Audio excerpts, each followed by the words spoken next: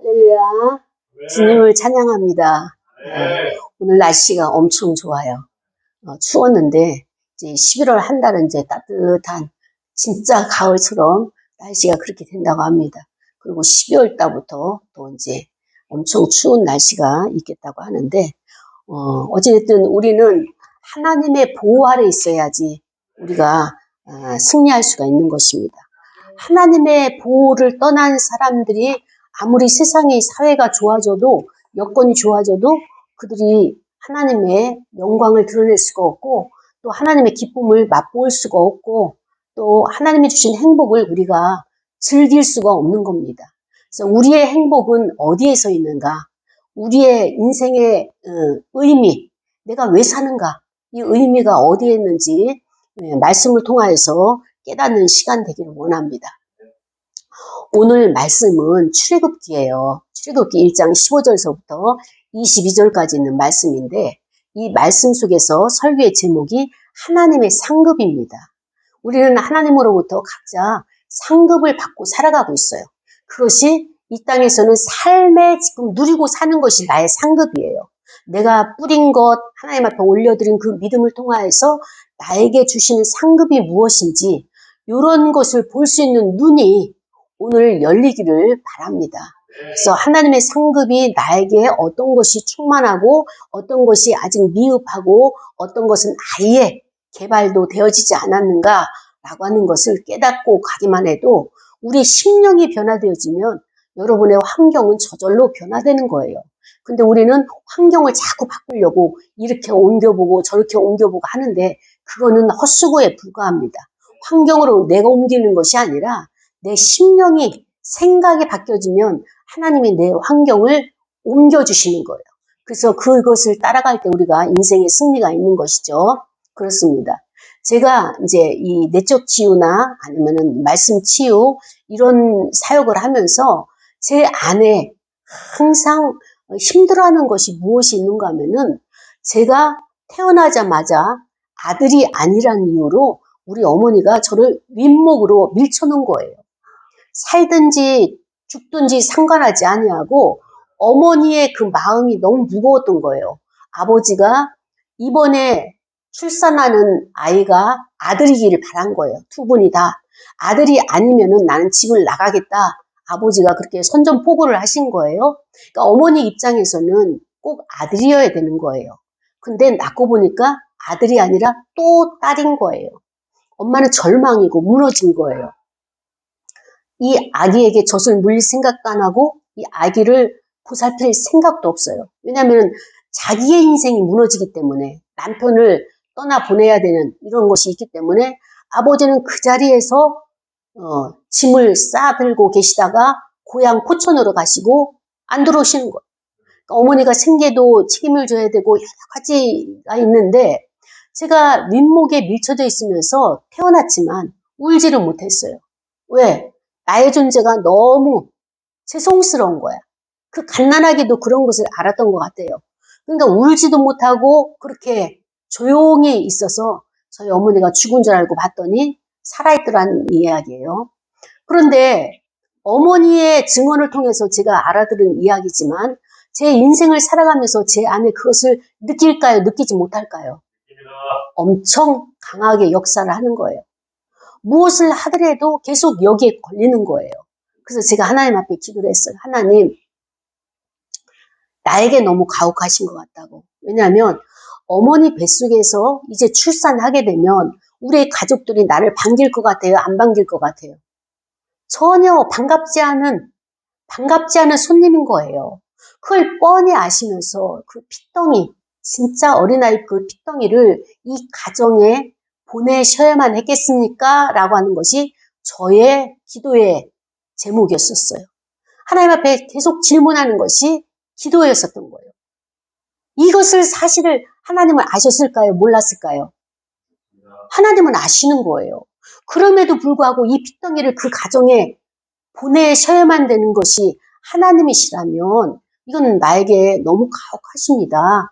이게 제가 하나님과 나 사이에 풀리지 않는 항상 수수께끼였어요. 근데 그 말씀이 오늘 본문에서 하나님이 저에게 어떻게 응답하시는지 한번 보시길 바랍니다. 지금 시대적인 상황이 어떤 상황이냐? 이스라엘 백성들이 이제 출애굽을 했죠. 출애굽을 해가지고 애굽에서 이제 엑소시트 이제 탈출을 했단 말입니다. 그런데 이 이스라엘에서 있었던 그 이야기가 뭐냐면은 바로 왕이 이집트 애굽의 왕이었었어요. 근데 당시에는 그 이집트가 애굽이 엄청 큰 강대한 나라였었어요. 그 중동 근방에서 모든 삼각지가 있음으로 말미암아서 곡식이 식량이 많은 나라였었어요. 그 당시에는 1차 산업인 식량이 많은 나라가 보유하고 있는 나라가 어떤 나라냐? 강대국이에요. 그런데 이 바로 왕이 모든 것을 다 가지고 있는데 근데 누구를 쓰고 있어요? 이스라엘 백성들을 노예로 쓰고 있는 거예요. 비돔과 국고성과 이런 것들을 성을 짓게 하면서도 벽돌을 찍으면서도 어때요? 농사를 지으면서 이 모든 것들을 했단 말이죠. 그런데 갑자기 이스라엘 백성들이 숫자가 많아지는 거예요. 그 나라에 그 존재하는 숫자가 그 백성의 숫자가 많아지니까 이 바로가 겁을 덜컥 난 거예요. 큰일 났다.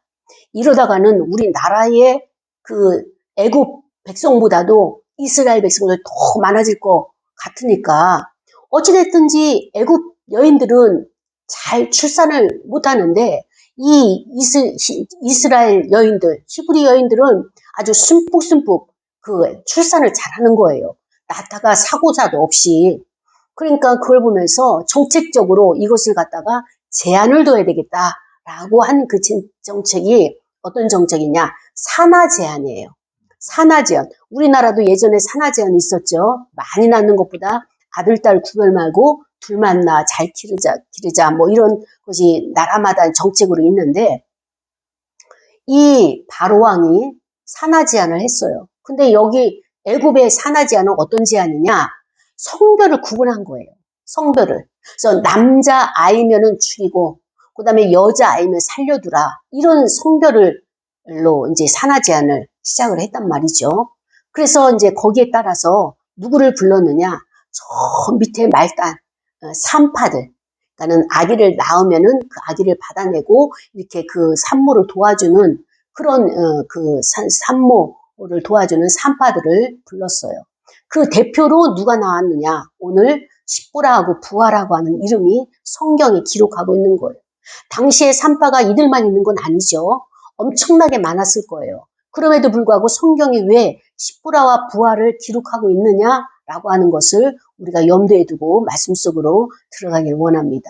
그래서 이제 바로 왕이 불렀어요. 그러면서 너희는 나와 함께 이 정책을 펼쳐야 된다. 그래서 그 정책이 무엇이냐? 남자 아이가 태어나면은 그 즉시에 죽이고 그 자리에서 여자 아이가 출산하게 되면 그 아이를 살려두라. 이것이 왕과 이 산파들과 조약을 맺은 거예요. 쉽게 말하면 비밀 약속을 한 거예요.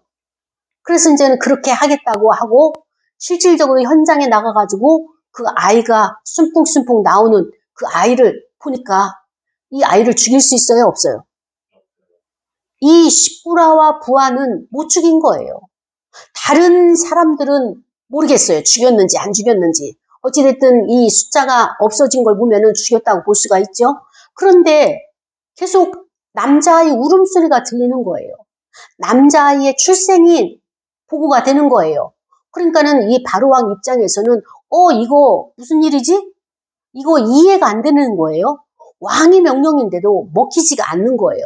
그래가지고 역학조사를 했어요. 어찌된 일이냐? 그래가지고 다시 십부라하고 부하를 불러가지고 이제는 어때요? 바로왕이 화가 났겠죠. 분노가 일어났겠죠. 어떻게 왕의 명령을 너희들이 거역할 수가 있느냐? 감히 이 나라에서 뭐 이렇게 명령을 했겠죠. 근데 십부라와 이 부하라고 하는 자가 하나님을 경외하는 자는 이렇게 지혜가 있어요. 똑같은 상황이라도 이 똑같은 상황을 어떻게 합니까? 해석하는 지혜가 있는 거예요. 그래가지고 이 부하가 십부라 부하가 뭐라고 이야기하는가 하면은 왕이시여 애굽 여인들은 그렇지 않은데 이 히브리 여인들은 아주 건강해가지고 우리가 도착하기도 전에 벌써 애를 낳고 말았습니다. 이렇게 이야기를 하는 거예요. 그러니까는 그 이야기를 듣고 이 바로 왕이 설득을 하려다가 설득을 당하고 만 거예요. 그래가지고 이제는 이 산파들이 가지고 안 되겠다. 온 국민에게 아주 선전포고를 했어요. 여러분, 이렇게 가다가는 애굽이 지금 다 망하게 생겼습니다. 이스라엘에게 다 정복당하게 생겼습니다. 그러니까 우리가 해야 될 것은 남자아이가, 히브리 남자아이가 출생을 하게 되면 바로 저기 하고 죽이고 그 다음에 여자아이가 태어나게 되면 그 아이는 살려두십시오. 이렇게 방을 붙인 거, 선전포고를 했어요. 근데 여러분, 이 왕 입장에서는 왜 여자는 살려두고 남자는 죽여야 될까? 애굽 입장에서는, 애굽 왕 입장에서는 히브리 여인들이 예뻤어요. 애굽 여인보다 예뻤어요. 애굽은 어떻습니까? 약간 흑인이잖아요. 얼굴이 검죠. 근데 여기는 이스라엘은 유럽이니까 백인이에요. 그리고 또 이 히브리 여인들은 어떻습니까? 매일 노역을 하잖아요. 그러니까 얼마나 신체가 건강합니까? 그리고 또 임신도 잘 되는 거예요. 건강하니까. 그러니까 그 산파, 십부라와 이제 부하가 이야기한 것이 사실이에요. 맞아요. 아기가 나오려고 합니다. 그래서 막 가보면은 벌써 순풍 나버렸어. 그러니 그 아이를, 응애 하는 그 아이를 어떻게 죽이냐고요. 살아있는 생명을 어떻게 죽였냐고요. 그러니까는 이 십부아와 부하는 도저히 이제 나는 아무리 왕이 명령을 해도 할 수가 없다. 왜? 나의 하나님, 내가 의지하는 만군의 여호와 하나님은 생명을 살리시는 분이시지 생명을 죽이는 분이 아니기 때문에 그 마음 중심에는 여호와에 대한 신앙이 있었던 거예요. 그리고 나는 생명을 살리는 자로 살기를 원하지 생명을 멸망시키고 파괴하고 그 다음에 또 망하게 하는 그 일로 쓰임받고 싶지는 않다라고 하는 이 신앙 고백이 그 중심에 있었던 거예요. 그러니까 자기가 하는 맡겨진 일들을 잘 생명을 살렸어요. 그랬더니 하나님께서 어떻게 말씀하셨어요? 그 산파들이 여호와를 경외하였으므로 하나님이 그들의 집안을 흥왕하게 하신지라. 왕이 그 집안을 보상을 해가지고 흥왕하게 한 것이 아니라 하나님이 흥왕하게 하셨다는 거예요.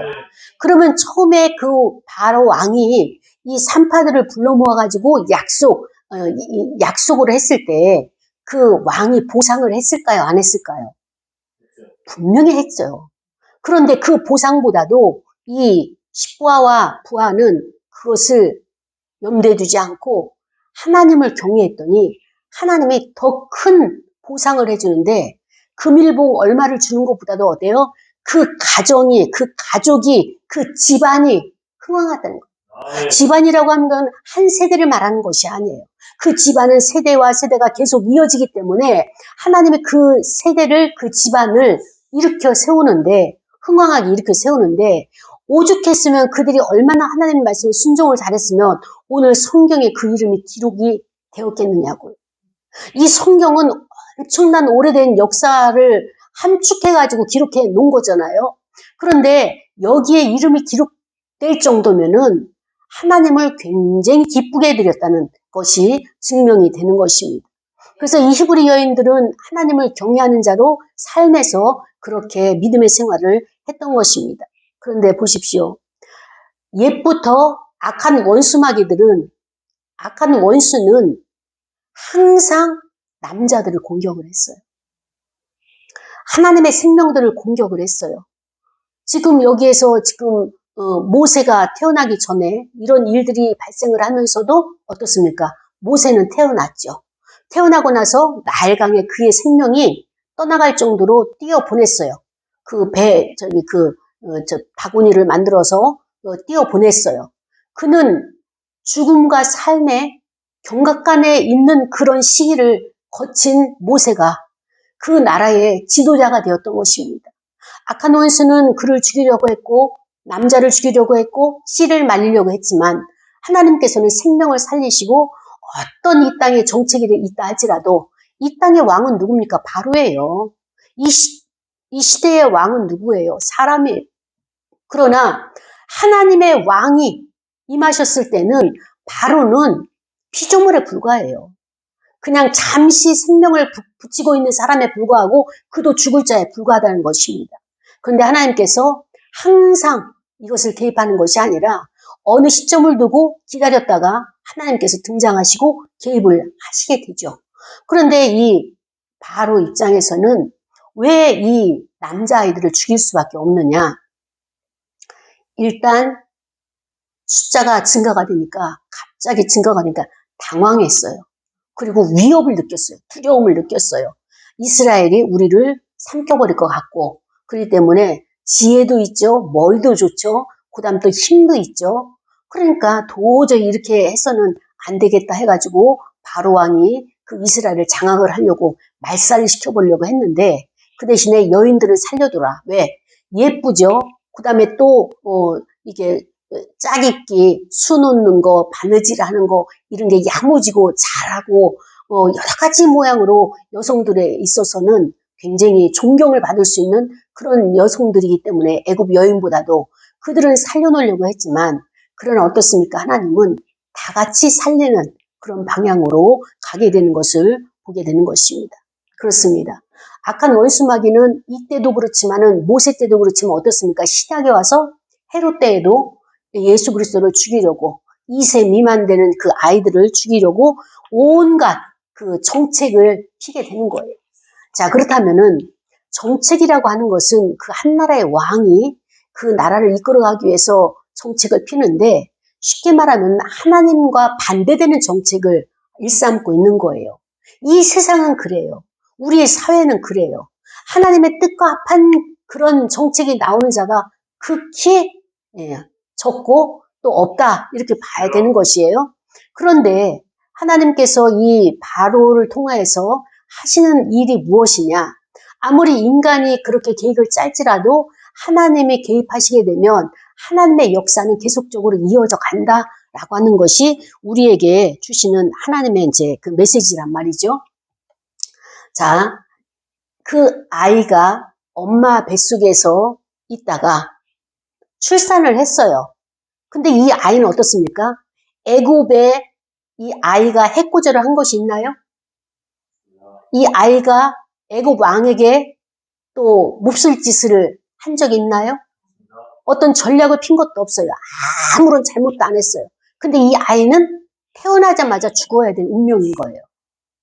그러니까는 어떤 아이는 울어보지도 못하고 으앙 울어보지도 못하고 그 자리에서 죽임을 당한 남자아이들. 그 아이들이 무슨 죄가 있는 거예요? 제가 이것을 보면서 나도 태어나서 윗목으로 밀쳐지는 것이 서름이고 그 거절감의 가장 큰 아픔이고 상처고 트라우마인데 이 남자아이들이 잘못도 하지 않았어요. 어른들이 힘센 어른들이 또 권력을 가지고 있는 그 왕에 의해 가지고 나의 생명이 어때요? 죽임을 당해야 된다. 얼마나 억울합니까? 이 아이들이 얼마나 어디다 호소해야 돼요? 호소할 것이 없는 거예요. 이 억울함을 어디다가 이 아이들이 태어나자마자 삶을 경험해 보지도 못하고 왕의 그 잔인한 칙령 하나로 인해 가지고 한 사람의 생명들이 없어진다는 것이 너무 이 땅에서 불합리하다, 불공평하다라고 하는 것을 우리가 어디다 호소하겠습니까? 한 나라의 왕이 타락이 되면 이렇게 되는 거예요. 한 나라의 지도자가 대통령이 타락이 되면 이렇게 되는 거예요. 그렇기 때문에 우리가 하나님의 뜻에 선다는 것은 무엇이냐?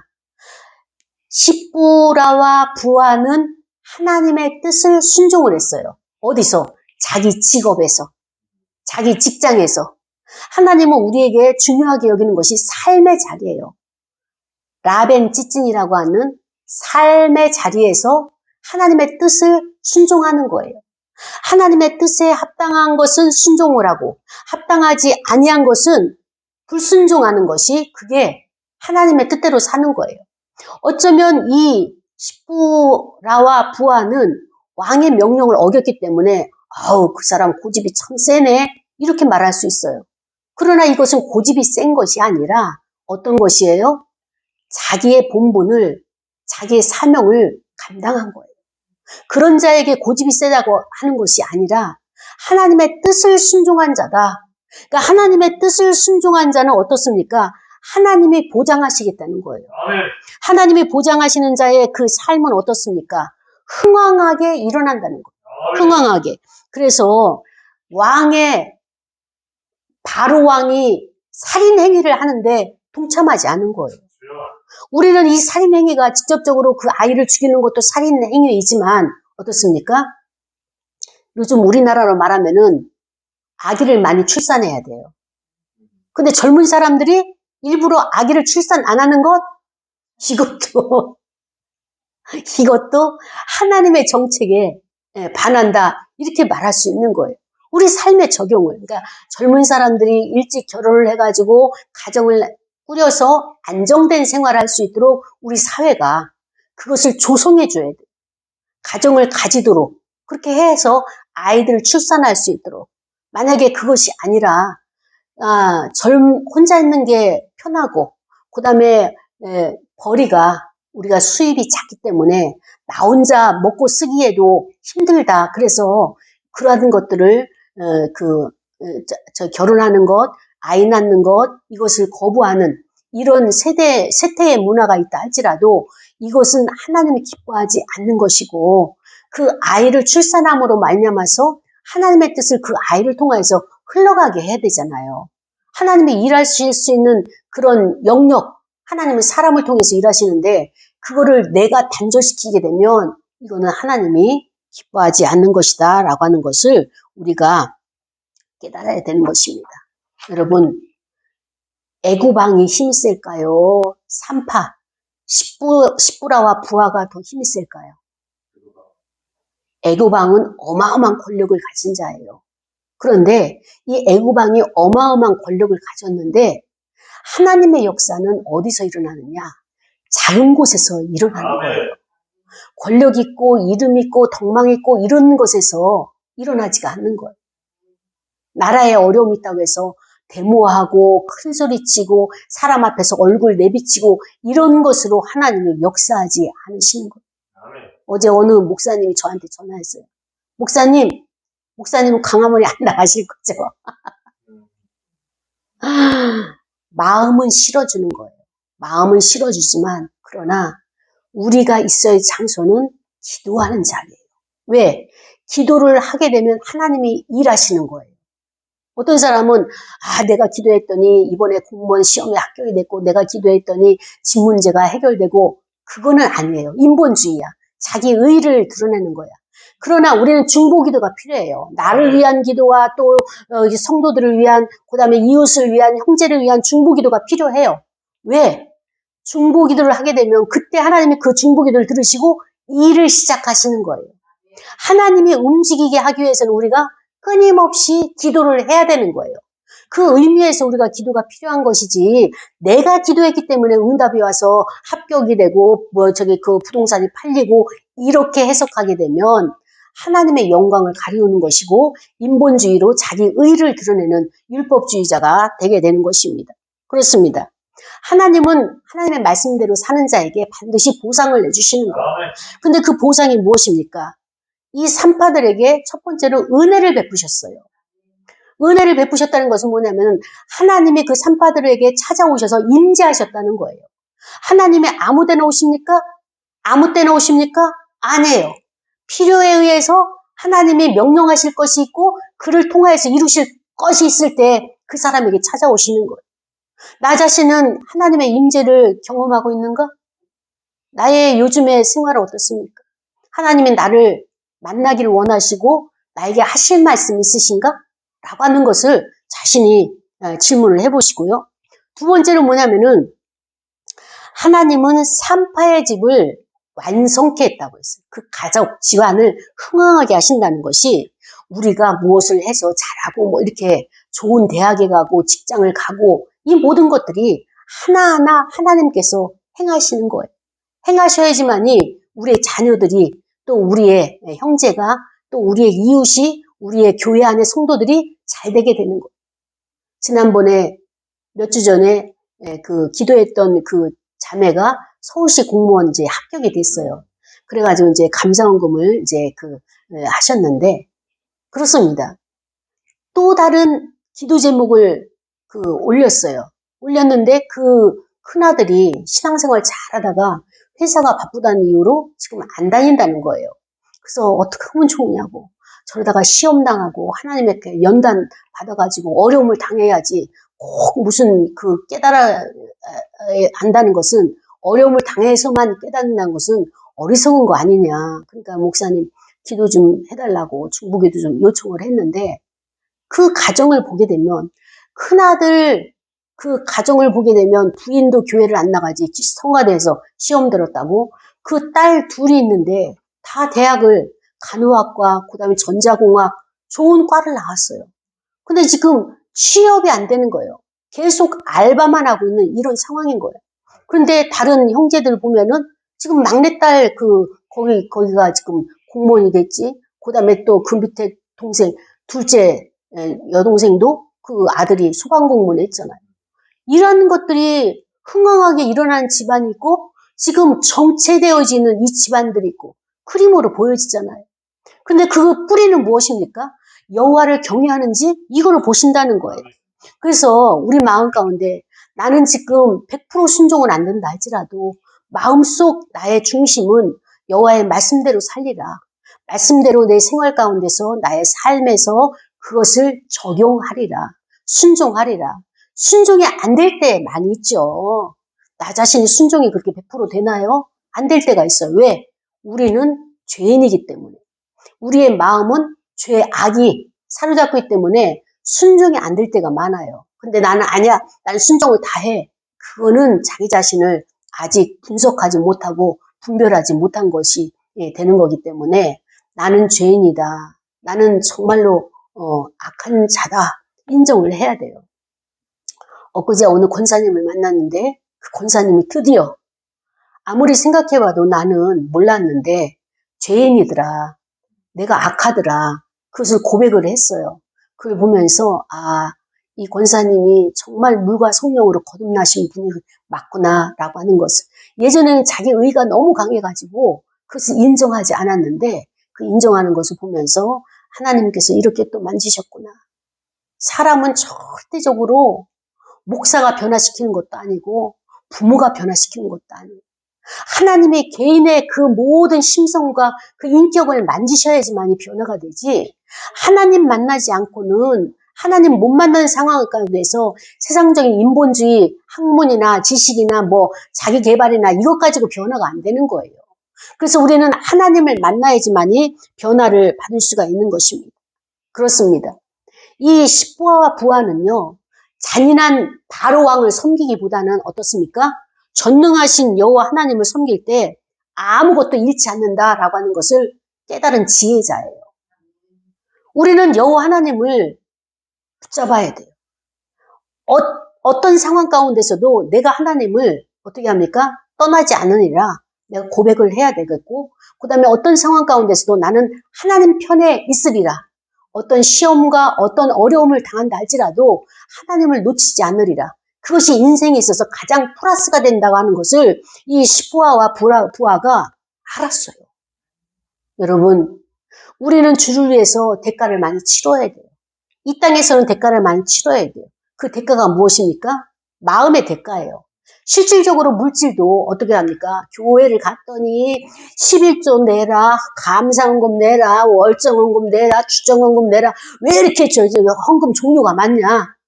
불평하는 사람들이 있어요. 그리고 또 성가대 봉사해라, 교사로 봉사해라, 또 식당 봉사해라, 청소하라. 너무 교회가 혹사시킨다. 이렇게 생각하는 사람들이 많은 거예요. 여러분, 우리가 가지고 있는 재물요, 누가 공급자입니까? 하나님의 공급자예요.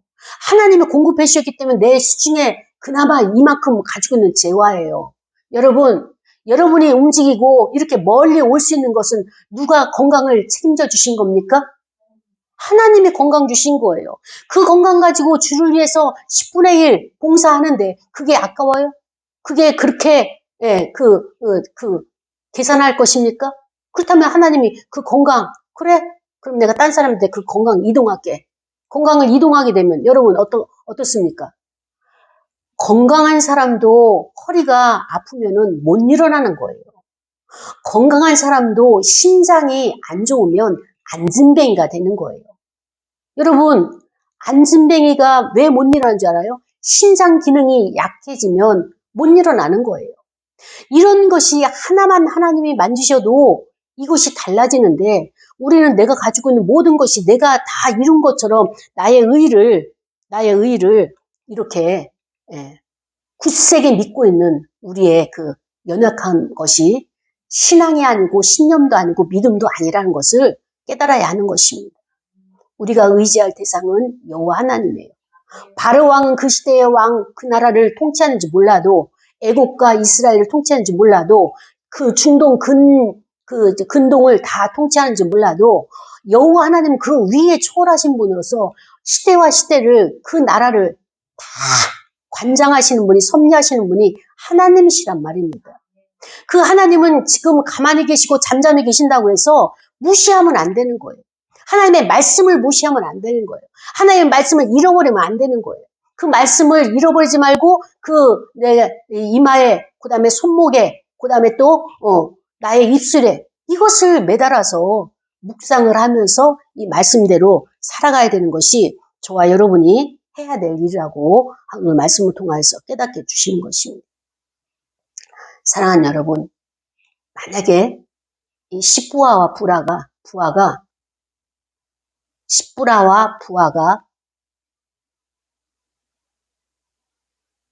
애굽 왕을 정면으로 맞서서 대적하지 않고 거기에 휩쓸렸으면 어떻게 됐을까요? 어떻게 됐을까요? 하나님은 그렇죠. 하나님에게 있어서는 항상 스피아가 있어요. 준비된 자가 있어요. 나에게 기회가 왔을 때 주여 제가 부족하지만 해보겠습니다. 내가 하나님 앞에 신앙 고백을 하면서 말씀대로 살아갈 때 그때서부터 확장이 되어지는 거예요. 영적인 확장, 육적인 확장, 환경적인 확장. 내가 거룩한 씨가 없으면 확장이 안 되는 거예요. 아까 그루터기에 대해서 우리가 이야기를 한 거잖아요. 그루터기, 겨자씨, 이런 거룩한 씨가 내 안에 있어야지 이게 믿음이에요. 작은 믿음. 이 믿음이 있어야지 하나님이 쓰는 도구가 되거든요. 그 시대상으로 봐서는 바로가 어마어마한 위치에 있고 권력을 가졌지만 하나님은 바로를 무너뜨리기 위해서는 누구를 사용했어요? 가장 약한 자를 들어서 사용했는데 그 약한 자가 누구냐? 모두가 약한 자를 쓰시는 게 아니라 거룩함 가운데 있는 약한 자를 쓰시는 거예요. 그렇기 때문에 이 십부라와 부하는 산파라고 하는 그 조산소, 산파라는 직업이 좋은 직업이 아니잖아요.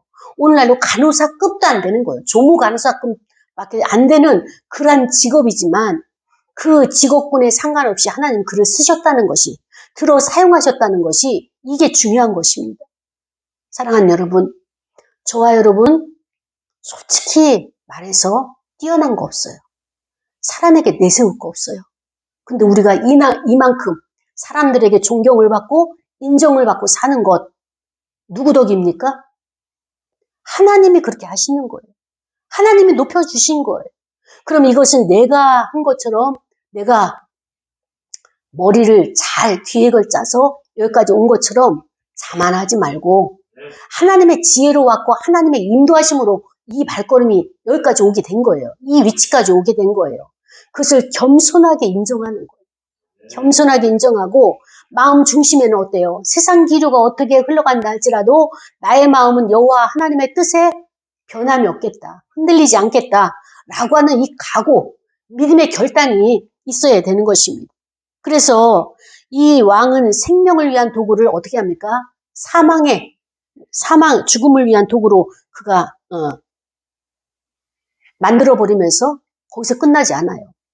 항상 악의 세력은 자기 세력을 구축화시키는데 이 십부라와 부하를, 산파들을 그 악의 세력에 동조하도록 계속 끌어들이는 거예요. 우리가 사회에서 여기에 미혹돼서는 안 돼요. 악한 원수마귀들은 밖에 있는 것이 아니에요. 밖에 있지 않고 우리 안에 있어요. 우리 안에 있으면서 나에게 자꾸 이간질을 하는 거예요. 요구하면은 좀 더 수입이 많아질 수가 있어. 요렇게 하면은 살짝 요렇게 하기만 하면 내가 이번 달에 많은 수익을 올릴 수가 있어. 라고 하면서 나의 마음 안에서 하나님의 법을 따르는 나를 유혹을 하는 거예요. 전쟁터는 어딥니까? 내 안이에요. 나의 생각 안에 있어요. 전쟁터는. 밖에 보여지는 것은 아무것도 아닌 거예요. 그 사람을 인해 가지고 내가 화를 낼 필요도 없는 거고요. 그 사람은 아니에요. 우리는 사람을 사랑해야 할 대상이에요. 그 사람이 내 앞에서 아무리 욕을 하고 나의 흉을 보고 나를 공격한다 할지라도 그를 미워하게 되면 이미 나는 속임수에 넘어간 거예요. 원래 나의 전쟁터는 내 안에서 실패한 거예요. 내 안에서 실패했기 때문에 지금 삶의 자연 현상에서 생활 가운데서 실패하고 있는 거예요. 이미 나는 내 안에서 실패했어요. 악한 원수마귀는 그걸 너무 잘 알아요. 그렇기 때문에 내가 말씀대로 산다는 것은 하나님의 상급의 보상도 있지만 또 우리는 마땅히 하나님의 자녀로서 그 말씀에 순종하는 것이 그것 때문에 이 땅에 사명을 가지고 온 거거든요. 그래서 이 사명을 완수하기 위해서 우리는 가야 될 대상인 것이지 우리가 권력 앞에 또 돈 앞에 우리가 많은 것을 가진 자 앞에 이렇게 무릎을 꿇어서는 안 되는 거예요. 그래서 하나님께서는 교회를 파괴하려고 하는 자, 내 몸도 성전이에요. 내 몸을 파괴하려고 하는 것 어떤 것이 있습니까? 술도 있을 거고 담배도 있을 거고 또 마약도 있을 거고 약물도 있을 거고 또 인터넷으로 막 시간을 다 보내가지고 시간을 허비하는 것들 이런 것들에게 내가 경계를 정해놓고 내가 거기에 파수꾼을 세워야 돼요. 우리는 한시적으로 살다가 한시적으로 가는 사람들이기 때문에 하나님이 주신 시간을 하나님의 뜻에 합당하게 사용하고 가야지 그것을 내가 시간 관리를 잘못하게 되면 인생에 실패를 하게 되는 거예요. 그리고 내가 어떻습니까? 불에 탈 공력에 많은 것을 시간을 하려다 보면 불에 다 타서 없어지면 나는 아무것도 없는 거예요. 그러니까 불에 탈 공력, 믿음의 시험의 불이 아무리 와도 다 탄다 할지라도 나는 거기에서 타다 남는 것이 있어야 되는 거예요. 그것이 무엇입니까? 금이잖아요. 금은 불에도 태워지지가 않아요. 그래서 성경에서 금을 믿음의 금이라고 이야기하는 것입니다. 내 안에는 믿음이 있어야 돼요. 여호와를 경외하는 믿음, 하나님이 반드시 내 편이 되신다는 믿음, 환경은 어렵고 지금 앞길은 안 보인다 할지라도 점점 나를 핍박하고 환경은 나를 조여오고 압박을 한다 할지라도 하나님을 경외하는 그 믿음, 하나님이 반드시 나와 함께 하시고 내 길을 열어주신다는 이 믿음을 가지고 있어야 되는 거예요. 이게 무너지게 되면, 이거를 놓치게 되면 실생활에서는 다 실패해요. 되어지는 것이 없는 거예요. 그래서 하나님이 오늘 우리에게 말씀하시는 것은 무엇입니까? 생활의 습관이 중요하다. 이 십부라와 이 부하가 하나님을 경외하는 것이 평상시에 경건의 생활이 있었던 거예요. 거룩한 생활이 있었던 거예요. 그렇기 때문에 왕 앞에서도 당신이 생각하는 그 생각보다 내 안에 계신 여호와 하나님의 주신 그 마음의 결단이 나는 우선입니다 라고 마음속에서 영적인 대결이 있는데 이 십부라와 부하가 그 바로 왕을 영적 전쟁에서 이겼던 것입니다.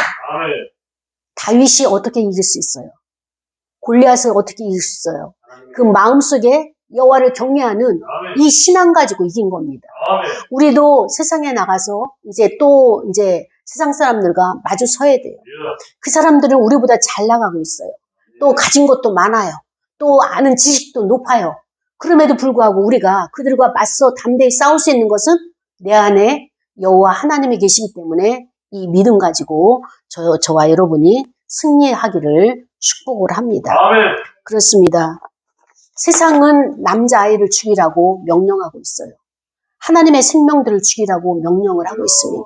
우리는 생명을 살리는 자이지 생명을 죽이는 자로 쓰임받지 않게 달라고 말씀을 생각하면서 다 같이 통성으로 기도하고 헌금을 드리시겠습니다. 다 같이 통성 기도하시겠습니다. 하나님 아버지 감사합니다.